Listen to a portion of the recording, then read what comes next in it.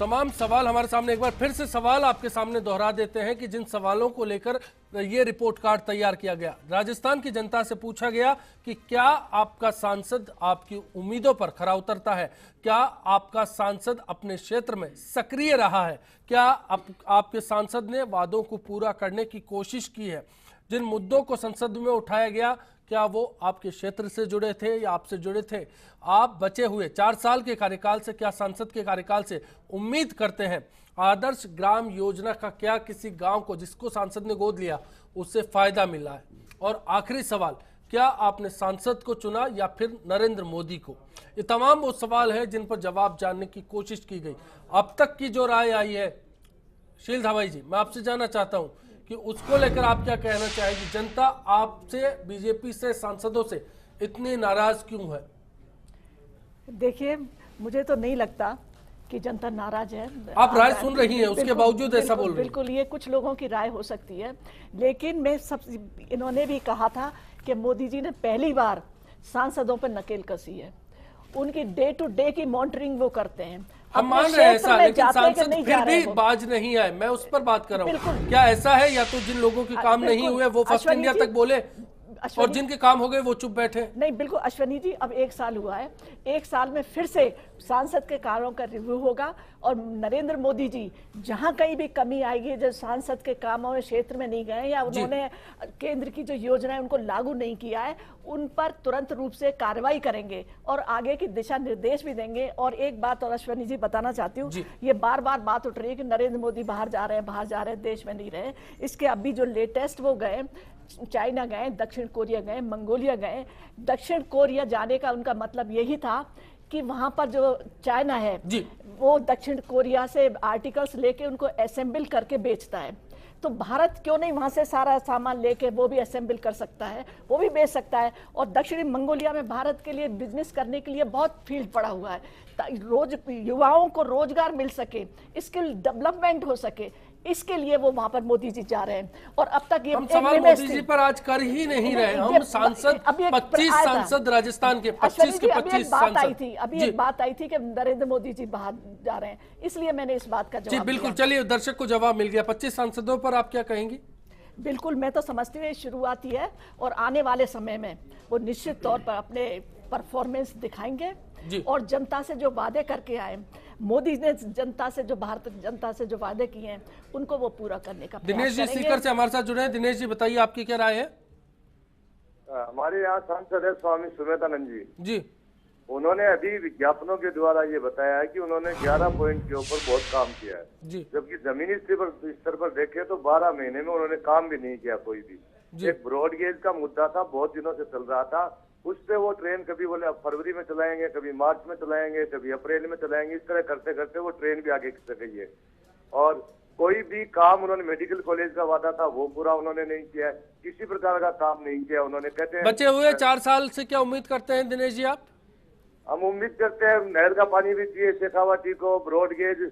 शेखावाटी वो क्षेत्र है जिसने लोकसभा को, यहाँ के शहीद जेपी यादव ने लोकसभा पे हमला हुआ था उसको बचाया था।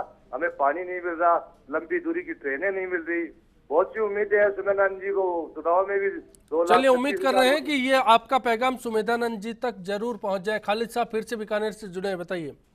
सर, मैं छोटी सी आपके माध्यम से निवेदन करना चाहूंगा अपने नेताओं से कि वो स्थानीय जो मतलब कर्मचारी है बीकानेर के, वो उन पर दबाव बनाए कि वो अपना काम ठीक से करे। क्योंकि यहाँ अभी आपका प्रोग्राम देख रहे हैं तो कम से कम 10 बार लाइट आई गई है। 5:30-6 बजे की लाइट गई हुई थी और 8:30 बजे आई, उसके बाद में 10 बार लाइट आ रही जा रही है। देख लो, शुक्रिया आपका। बिल्कुल, मैं उम्मीद करता हूं कि आपकी इस परेशानी का समाधान भी कहीं इसमें छिपा होगा। अश्वनी जी, एक दर्शक का और जवाब देना चाहती हूँ। वो टोंक सवाई माधोपुर की बात हो रही थी कि उन सांसद ने कुछ नहीं किया। रेलवे लाइन टोंक सवाई माधोपुर की बरसों से लंबित थी, वहां पर वो रेल लाइन उन्होंने चालू की है। सुशील जी, चलिए इस पर जवाब आप देते तो बेहतर होगा। देखिए, जो कांग्रेस शासन में जो काम हुए उनके ऊपर मोहर लगा लगा करके उनके नाम बदल बदल के 1 साल में ये उपलब्धियां बता रहे हैं। ये उपलब्धि कोई उपलब्धि नहीं है। ऐसा नहीं होता है कि 1 साल में आते ही आप जादू टोना करके आपने जो ये काम कर दिया और ये काम पूरा हो गया और आपने नाम लगा दिए। इतने बड़े प्रोजेक्ट जो पूरे हुए हैं, वो एक दिन में नहीं होते हैं, उसमें पूरी योजना होती है, पूरा वित्तीय प्रबंधन होता है, उसको पूरा करने में टाइम लगता है। आपकी सरकार आई, आपने खूब उद्घाटन किए, उनमें आपका कोई रोल नहीं है। ये कांग्रेस शासन की उपलब्धियां हैं जिनकी आपने मोहर लगा रहे हैं, नाम बदलने होगा। आपकी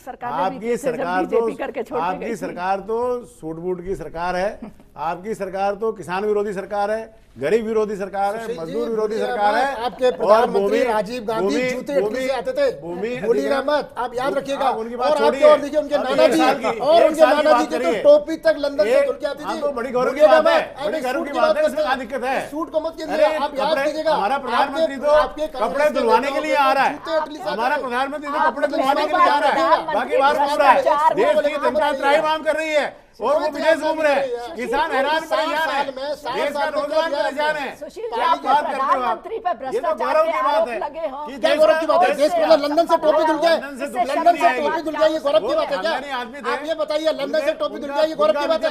सरकारी खर्चे में थोड़ा नीचे आते थे, आप ऐसी बात करते हैं। कोट सूट कौन सा था? प्रधानमंत्री सूट कौन सा सरकार का था? घूम रहा है, सूट भी गिफ्ट का था, आप देखिए, सूट भी गिफ्ट का था। तो ये मैं कह रहा हूं, गरीब दोनों बातें इंतजार कर रहा है, लीजिएगा। आप ऐसी बात देश के गरीब का व्यक्तिगत उद्देश्य के लिए जीत क्या है, छोटी सी जिन बातों को लिए जीत क्या है, मैं ये कह रहा हूं पूरे व्यापारियों के लिए आप काम कर रहे हैं, आप पूरे देश की जनता के सामने साल में नरेंद्र मोदी एक साल के अंदर देश को बर्बादी के रास्ते में ले जाके छोड़ दिया है। नरेंद्र मोदी ने पाकिस्तान 3 वाले मुद्दों मामले पर में ये चुनाव लड़ा गया था, देखिए जम्मू कश्मीर के अंदर पाकिस्तानी झंडे फहराए जा रहे हैं, जोर से बोलने से अपराधियों को जेल से बाहर जोर से बोलने से सत्य छुपता नहीं है। मोदी सरकार की भ्रष्टाचार के कारण जो जनता देश के सामने इसलिए पूरा कच्चा चिट्ठा मोदी सरकार का खुल के सामने आ गया है। राजेश जी, मैं आपके पास में आऊंगा, एक सवाल है। सुशील जी, समझ गए हम क्या तस्वीर है। राजेश जी, 10 साल बीच में नरेंद्र मोदी की क्या एक कामयाबी रही कि 1 साल के कार्यकाल में वो सांसदों पर लगाम कस पाए, ऐसा कुछ हुआ? खाता खुलवाने के लिए आपको लगा सांसदों के एटीट्यूड में कोई फर्क आया हो? सुशील जी, हो गया, गरीब अपना पैसे का इंतजार कर रहा है। सुशील जी, देखिए, एक सुना मैंने आपको। एक चीज तो मैं और साफ कर दूं कि बहुत सारे जो प्रश्न आप पूछ रहे थे उनमें से बड़े प्रश्न का उत्तर सुशील जी ने अभी अपने आप ही दिया है। उन्होंने ये कहा इसको हम आइडियोलॉजी और उनमें कांग्रेस और बीजेपी में ना जाएं। उन्होंने कहा कि कोई भी योजना, कोई भी अपेक्षा एक दिन में, एक पल में, एक महीने में, एक साल में उसकी आशा रखना, अपेक्षा रखना इतना सहज नहीं है। किसी भी चीज के लिए प्लानिंग होना, उसका एग्जीक्यूशन होना, उसमें टाइम लगता है।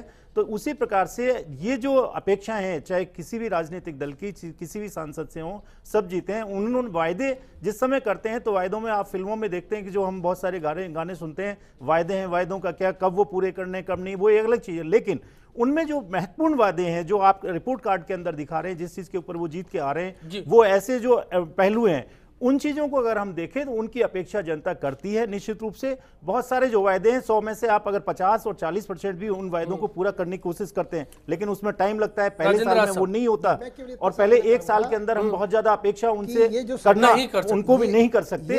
दूसरा, आपने एक सवाल जो कहा था कि मोदी जी वाला, कि मोदी जी ने क्या उनके ऊपर लगाम लगाई है, लगाम लगाई या नहीं लगाई, लेकिन उस दिशा में निश्चित रूप से वो कदम, चाहे आप आदर्श ग्राम योजना का ले लें या उनको निर्देश देने का ले लें या संसद के अंदर उपस्थिति का ले लें, एक कहीं ना कहीं मनोवैज्ञानिक गांव किसी की मर्जी से चुना, अपनी मर्जी से चुना, या दिल्ली में बैठ के समर्थक के कहने पे चुना? उसमें वो सारे पहलू हो सकते हैं। जी राजेंद्र साहब, मैं बहुत साफ बताता हूँ, साफ बात है, इसमें कोई सांसदों ने कोई पारदर्शिता नहीं रखी, कोई ऐसी नीति नहीं रखाई जिसके कारण पता लग सके कि कौन सा गांव क्यों चुना जा रहा है। और कई सांसदों ने तो जो निर्धारित नियम थे कि 3000 से 5000 तक की आबादी का लिया जाएगा, वही उसी की पालना नहीं की है। जयपुर के सांसद भी उनमें से एक है, जिन्होंने विजयपुरा जो गांव लिया है वो उस मापदंड से ऊपर है, 5000 की आबादी से ऊपर है। एक मुद्दा। दूसरा मुद्दा यह कि इन्होंने कार्यकर्ताओं की इच्छा पूछी कि कार्यकर्ता कौन सा पसंद करते हैं, या वहां की धार्मिकता को देखा या वहां की ऐतिहासिकता को देखा, तो गांव का चयन कर लिया। ये तो एक मुद्दा है कि इन्होंने कोई इस तरह से, मतलब कहना चाहिए कोई पारदर्शिता का पालन किया हो, ऐसा नहीं किया। ना मापदंडों की कोई बहुत ज्यादा तवज्जो दी गई है। चाहे अजमेर का देख लीजिए, सांसद ने सलेमाबाद ले लिया जो पहले से ही विकसित है, वहां मतलब जो कई चीजें हैं, लेकिन विकास का जो मापदंड नरेंद्र मोदी जो लेके चल रहे हैं, जो आदर्श ग्राम योजना की जो लेके चलते हैं, उनका जो सोच है, वो जो मैंने पहले बताया था, वो बहुत व्यापक है, बहुत व्यापक है कि एक गरीब आदमी नहीं सोच सके। उन्होंने कहा कि भाई गांव में आप अभी तक बैंक की सोचते हो, लेकिन गांव में गोबर है ना, गोबर बैंक बनाओ ना।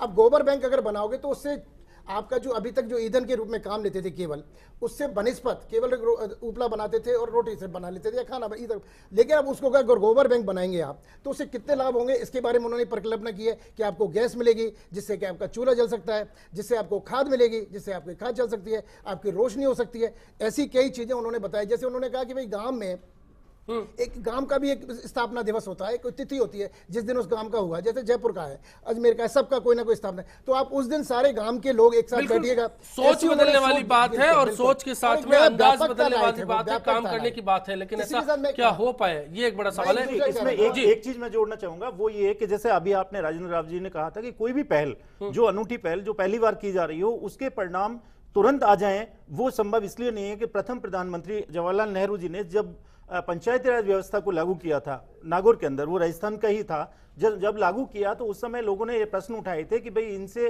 पंचायती राज व्यवस्था के अंदर क्या अनपढ़ लोग या इस तरह के लोग, ग्रामीण लोग इस व्यवस्था को चला पाएंगे। तो उनका कहना था कि वो व्यवस्था चला पाएंगे या नहीं चला पाएंगे, वो जब गलती करेंगे और बार बार करके भी सीखेंगे तो निश्चित रूप से वो अपने आप अपने उसको चला पाएंगे। वो दर बदल बदलता भी रहा है, दर बदल बदलता रहा, तो समय आने पर वो परिपक्व हो गया। संविधान कितना बदला है, जिसके बारे में कितना बड़ा किया गया, उसकी हमें उम्मीद राष्ट्र में करनी चाहिए, सरकारों के साथ राजनीतिक दलों के। सांसद बदला के इस बीच में ये एक बड़ा सवाल है। फिलहाल एक ब्रेक, आखिरी दौर में लौटेंगे। अगर सांसद ने कुछ नहीं किया तो अब क्या कर सकता है, जानेंगे उस पर। नालियाँ देखो, रोडों को देखो, कितनी हालत खराब है कि लोग निकल भी नहीं सकते हैं, दुकानें फंसे हुए रहे हैं, घर से बाहर लोग नहीं निकल सकते, दुकानें बंद पड़ी हुई हैं। 1 साल हो गया सरकार को आए हुए, कुछ भी नहीं हुआ विकास। हमारे पास वाली ग्राम पंचायत को जिन्होंने जो सांसद जी ने गोद लिया है उसमें विकास के कई उदाहरण देखने को मिले हैं और निश्चित रूप से ये ग्रामीण विकास भारत की जो योजना है सरकार की वो बहुत लाभकारी है।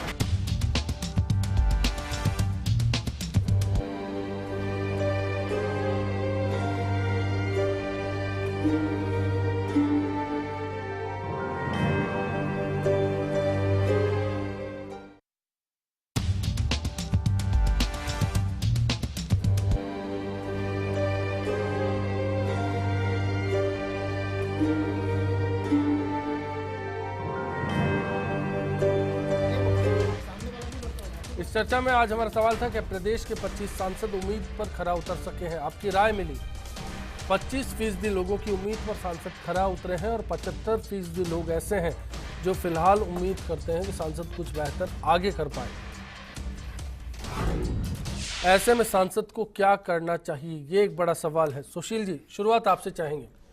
देखिए, सांसद बेचारा क्या करेगा जब बजट ही नहीं होगा। आप देखिए, कृषि सिंचाई के अंदर कटौती इस बजट में की है, अनुसूचित जाति जनजातियों को जो डेवलपमेंट के मामले में उसमें कटौती, पंचायत राज जो संस्थाएं इनका जो डेवलपमेंट का बजट उसमें कटौती की गई जो है उसमें बता दीजिए, आप फिलहाल है जिसमें बता दीजिए, समय कम है मेरे पास। शिक्षा, पिछड़ा अनुदान, खाद्य, हर क्षेत्र के जो बजट मिला उसमें क्या करेगा सांसद? आप अपने टाइम से बोलिए, बीच में डिस्टर्ब नहीं करें जी। आप जो वित्तीय प्रबंधन जो चाहिए, जो पैसा चाहिए, जो साधन चाहिए गांव के विकास के लिए, वो आपके पास पैसा ही नहीं है। एमपी बेचारा क्या करेगा? ये केंद्र सरकार ने जो बजट पेश किया, हर क्षेत्र के अंदर इन्होंने जो कटौतियां की, आप देखिए स्कूल के अंदर बच्चा जा रहा है, सांसद कोष से क्या कुछ काम हो सकता है? सांसद का काम है कि बजट इन क्षेत्रों में बढ़वाए। गांव का विकास जब भी होगा जब पैसा आएगा। चलिए, एक राय तो निकल कर आई कि सांसद को संसद में जाकर बजट को बढ़वाने पर काम करना चाहिए। राजेंद्र राज साहब, आपको क्या लगता है, क्या उम्मीद हो सकती है दूसरी सांसद से? दोनों, एक तो उसका जो खुद का जो सांसद निधि से जो उसको 5 करोड़ रुपए सालाना मिलते हैं, उसका बेहतर से बेहतर सदुपयोग कर सके। अपने जो आदर्श ग्राम योजना है उसके अलावा भी बहुत सारे उसके पे लगता है। अब एक मात्र एक छोटा सा प्रोजेक्ट ले सकता है कोई भी सांसद, कोई 5 करोड़ रुपए तो मिलते ही हैं। सुशील बाबू, आपने बीच में मुझे टोका, तो मैंने भी आपको किसने नहीं बांटे, सबको मिल रहे। पुराना ही पैसा बहुत बड़ा है, 180 करोड़ रुपए, 180 करोड़ रुपए राजस्थान में पहले से ही सांसद निधि में पड़ा हुआ है। 130 करोड़ रुपए। सुशील जी, आपने मुझे नहीं टोका, मैंने आपको नहीं टोका, अब यूं कर लेते हैं, अपन बराबर हो गए। आपने मुझे टोका, मैंने आपको टोक दिया, बराबर हो गया। 180 करोड़ रुपए अभी भी सांसद निधि कोष में पहले से ही रखा है। आ गया, आने वाला भी आ गया होगा, आने वाले और आ जाएगा। लेकिन कुल मिला के मुद्दा है कि अभी पुराना ही है, पुरानी सरकार ही छोड़ के गई है, पुराने सांसद ही छोड़ के गए। 130 करोड़ तो लोकसभा सांसद, अच्छी बात है, धन्यवाद आपको। मैं वही कह रहा हूँ, 130 करोड़ तो लोकसभा का है, 50 के करोड़ करीब राज्यसभा सांसदों का है, 180 करोड़ रुपए इसी सांसद को हर उसमें। चलिए ये सांसद कोष का भी निपटारा बेहतर तरीके से किया जाना चाहिए। राजेश शर्मा जी 30 सेकंड में जाना चाहूंगा। इसमें सबसे बड़ी बात है करने की इच्छा शक्ति की, कि कोई भी हमारा जो सांसद है, प्रतिनिधि है, उसकी इच्छा शक्ति कितनी प्रबल है। हमारे पास जो उपलब्ध संसाधन है, जैसा कि सुशील जी ने कहा कि बजट आया नहीं है, आपने राजेंद्र राव सिंह ने कहा कि जो उपलब्ध बजट है, तो मेरा मानना है कि उनके पास ऐसा नहीं है कि बजट आया नहीं आया, लेकिन हमारी करने की इच्छा शक्ति है तो निश्चित रूप से बजट का हम अरेंजमेंट कर सकते हैं। बहुत सारे फंड, बहुत सारे हमारे पास रास्ते होते हैं करने के। इच्छा शक्ति भी इसमें जोड़ सकते हैं। शील दबाई जी, आखिरी में फाइनल कमेंट आपसे चाह रहा हूं कि क्या जो बीजेपी के 25 सांसद है वो राजस्थान की तकदीर को पलटने में कामयाब रहेंगे, क्योंकि 25 सांसद ऐतिहासिक बहुमत। बिल्कुल अश्वनी जी, ये आदर्श ग्राम जो योजना है, अगर ये सारे सांसद इसी पे काम कर लें और मैं आदर्श ग्राम पर आ जाती है, मुझे तो पूरे राजस्थान की तकदीर की बात करनी है। वो सारा राजस्थान इसी में आ जाता है। इसमें जो योजना है से पूरा डेवलपमेंट ऑफ इंडिया 44,000 गांव है राजस्थान में शील भाई जी। एक सांसद पूरे 5 साल में 3 गांव का करेगा, तो 25 गांव को 25 और 10 मिलाकर के 35 हुए। 35 का 3 गुणा कर दो तो कितने हो जाएंगे? 105 गांव। 44,000 गांव है राजस्थान के। इससे खाली से बात नहीं बनेगा, बहुत कुछ सोचना पड़ेगा। नहीं, इस देखिए बजट की भी कोई कमी नहीं है। बजट आ रहा है उनको, उसके सांसद कोष से भी है, नरेगा मनरेगा से भी है और फाइनेंस कमीशन से भी है। बजट की कोई कमी नहीं आएगी। आप मानती है कि 25 सांसद राजस्थान की तकदीर आने वाले 4 साल में बिल्कुल बदल कर रख देंगे? बिल्कुल, अगर ये कमिटमेंट अपने लेते हैं, ये मोदी सरकार के जो कमिटमेंट को पूरा करते हैं। मैं बार बार इस बात को कह रही हूँ कि अगर ये आदर्श ग्राम योजना के एक गांव को भी कर देते तो वो आगे मॉडल के रूप में। चलिए, हम तो यही उम्मीद करते हैं कि 25 सांसद 4 साल में तकदीर को बदल देंगे। आज इतना ही, नमस्कार।